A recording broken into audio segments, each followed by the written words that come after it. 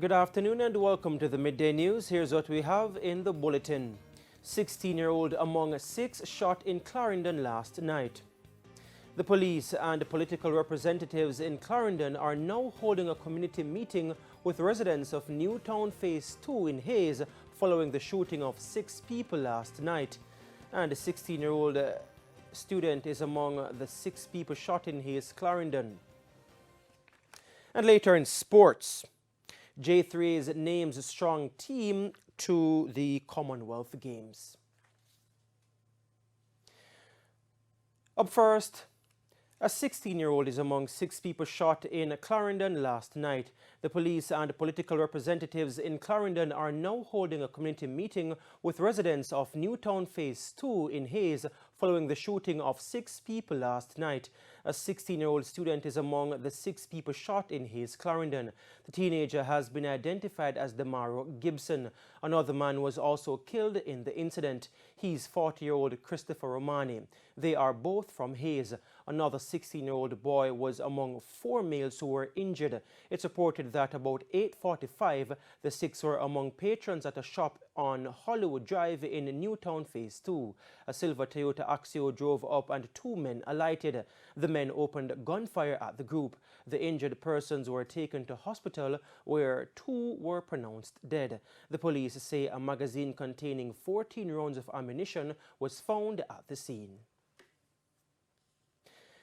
And law enforcement personnel will soon be given permission to switch real guns with fake guns in a bid to catch criminals. This follows pending changes to the new firearms law, which has been scrutinized by a joint select committee of Parliament. National Security Minister Dr. Horace Chang says a new clause 98 has been inserted in the bill for controlled delivery. In layman's terms, Mr. Speaker, if a shipment of firearms is identified, the police commissioner or any of the heads of the relevant agencies have the authority to have those firearms replaced by fake items looking the same as available, like the firearms you use in a movie, and have them replaced and shipped and delivered. The Police Commissioner, Chief of Defense Staff, the head of the major organized crime and anti-corruption agency MOCA, as well as the Commissioner of Customs will be authorized to do the replacement. Furthermore, there is a new clause 102 which makes an offense to assault or obstruct, hinder or resist an authorized officer. A fine of $1 million is prescribed for such an offense. The House of Representatives on Tuesday approved the Joint Select Committee's report on the new firearms bill. The bill was therefore withdrawn and will be retabled with the proposed changes. An appeal this afternoon for street vendors to conduct their business on the sidewalks because of the dangers of doing so in the middle of the road. In the first of a 2-part special report, our reporter Sandy Williams looks at the problems associated with street vending and now joins us live. Sandy. Thanks, Giovanni. Street vending is a common practice and perhaps a fast way to earn money in Jamaica, especially in the corporate area. But according to the National Road Safety Council, the venture can be deadly. Any kind of behavior which can result in a crash or hopefully not a death is of concern to the National Road Safety Council. And that includes street vendors who ply their wares such as snacks, drinks, and car accessories in the middle of the streets. According to the National Road Safety Council, NRSC, the practice is a dangerous trek. Last year, 487 people died on our roads. So far this year, 234 people have died, and 47 of those are pedestrians. This means that street vendors are putting their safety at risk every time they go to work, as they face the threat of being hit by motorists, assaulted and or robbed. In July 2008, a 49-year-old newspaper vendor, Desiree Irvin, died after she was hit by a garbage truck at the intersection of Hagley Park Road and Maxfield Avenue in St. Andrew.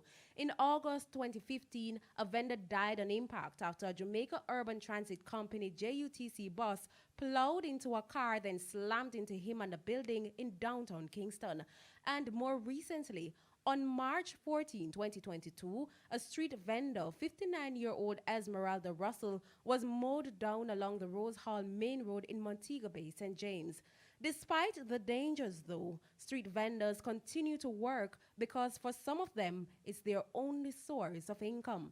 Enough time liquid, enough time enough liquid, but we just step out on the road, sometimes run over back and match up, but you don't know.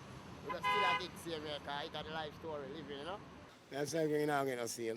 You're not getting a sale? No, you get more sale when you get more sale on the road. So I'm 60 pack of don't every day. That's dangerous, brother. No, I'm not dangerous, baby. I'm doing more so my sidewalk and go thief and rape. I do it dangerous still, I don't know, so we have to run a race with the life and try to make a local dollar. You understand? Boy, if I saw it, it shall be, you know, car. We have to survive. You understand? We have to run race. You understand? When you stay up on the sidewalk, nobody now look on you, but when you're in a migrant road, now man, you quick for say, give me one and move quick, you know? Them look away there, you know, we tell them thanks and them look a thing there. Even though the vendors may be willing to risk their safety, the danger that lurks extend to motorists as well. Those who are driving, who may have to swerve from these people in the road, they may swerve into another vehicle, they may swerve and lose control and run into a light post. So it's a double-edged sword. It's why Vice Chairman of the NRSC, Dr. Lucian Jones, is appealing to street vendors to conduct their business on the sidewalks. The National Road Safety Council would very much like to see people earn a living because times are hard, but we'd also like to protect their lives and their livelihood, because one of the things that we do know that when a breadwinner meets in a crash, the family can go into property. So yes, we are concerned about those who are trying to eke out a living on the roads. But we'll say to them, try and do so on the sidewalk. You can stay on the sidewalk and people who want to buy your goods either stop or come near to you, grab something and go again. But you can't be in the middle of the road. You can die. Sandy Williams, TVJ News. And 2 women were killed this morning when the Toyota Coaster bus in which they were traveling overturned on the Berkshire Main Road in Westmoreland. Information is that sometime after 6, the bus was traveling along the Berkshire Main Road when it developed mechanical problems and somehow overturned. 31-year-old Yasmin Nikisha Carr from a community called Dunby and another unidentified woman also from the area were killed. We understand several others were injured and taken to hospital. The police are yet to release a formal report on the accident, but one of Yasmin's relatives told us that she was on her way to work in Montego Bay when the accident happened. She says Yasmin would often take that particular bus in the early morning as the bus passes near her house. Well, Yasmin is a friend-loving person. And she's a friend-loving person. She loves my children, them, which is her brother. Normally, she would post them up every day on her status. And she would call me. She called me stepmother. And she would call me and ask me, is me all right? And she would text me and say, why pre, no, you're good. That's her. She loved to work. Every day she would go to work. Every single day she would work. And nobody never in an argument. That's not her. A government minister says a new environmental policy will be announced in Parliament soon as the government moves to increase protection for coastal communities against erosion and other impacts of climate change. The issue was addressed at a recent town hall meeting in St. Mary. Krista Campbell has the details. Of miles from Jamaica, the ice caps in Greenland and other parts of the Arctic region are melting at levels scientists are now unable to stop. The result is rising sea levels that scientists say could easily flood and wipe out seaside towns like St. Mary capital, Port Maria. State authorities say sea level rise also makes the parish capital more vulnerable to other natural disasters. When we walk on the beach, you could see the waves coming, and you know that these houses that are situated at those locations sooner or later will exist no more. If it comes to the test still now, where we have to move, because there's no other choice. So once the government said relocate, we will. Two state agencies will be undertaking a comprehensive public education campaign with residents in St. Mary, but with 70% of Jamaicans living within 5 kilometers of the coast, the authorities are worried.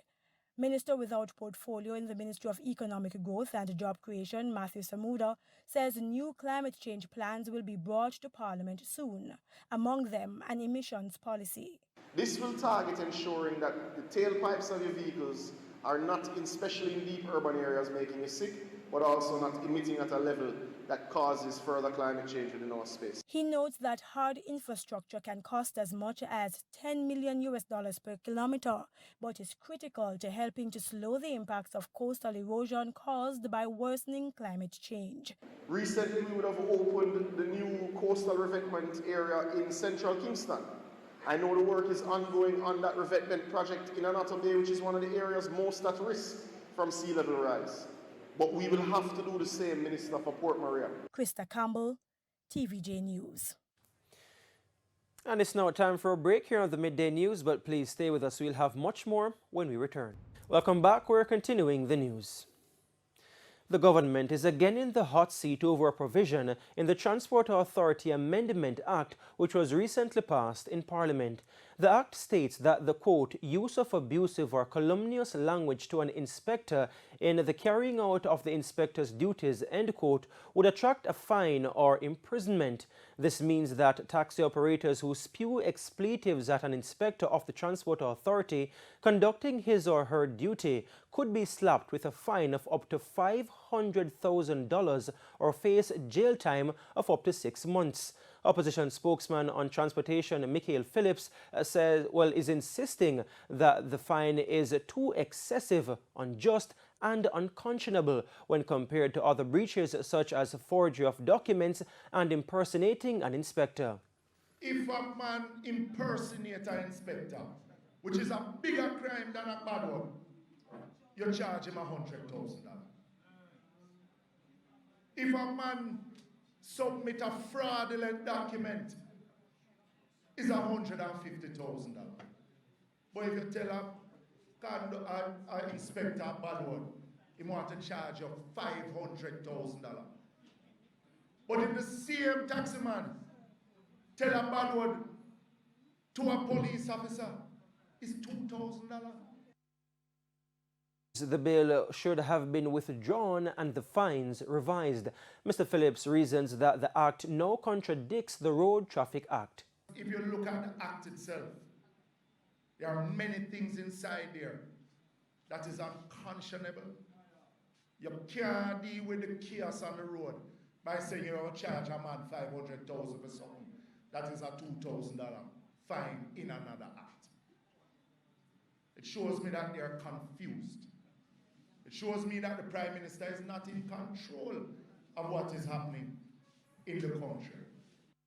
He was speaking at a divisional meeting in St. Catherine Monday night. And here's a preview of what's coming up in this evening's Health Report. In this evening's Health Report, we look at solid organ tumors. One of the risks that these children are set up for is that the tumor it's supplied by blood vessels. And so the blood vessels can also bleed. It can also bleed within the tumor. So what can happen is that these children will be anemic, meaning their blood that is available for the rest of the body is not there because it is settling inside of the tumor. And that is a significant problem. That's a Health Report in Primetime News at 7. And now for today's Healthy Living tip. Get vaccinated. Eat a healthy diet. Get regular medical care. And it's now time for the Business Minute with Cody and Barrett. In business news, both the head of Island Grill, Talia Lynn, and managing director of Chazzy Ramson, Philip Ramson, say they are adjusting their pay packages to attract and keep employees. This after several workers who lost their jobs at the beginning of the COVID-19 pandemic refused to return for the same pay. During the Jamaica Chamber of Commerce's second quarter business confidence webinar, head of Island Grill said her company's staff complement fell from 900 to 600 plus, and Ramson said finding skilled labor is a challenge. Ramson attributed the labor shortage in part to the growth in the tourism and business process outsourcing industries. And the recent cruise industry recruitment exercise has so far resulted in the employment of over 3,000 Jamaicans.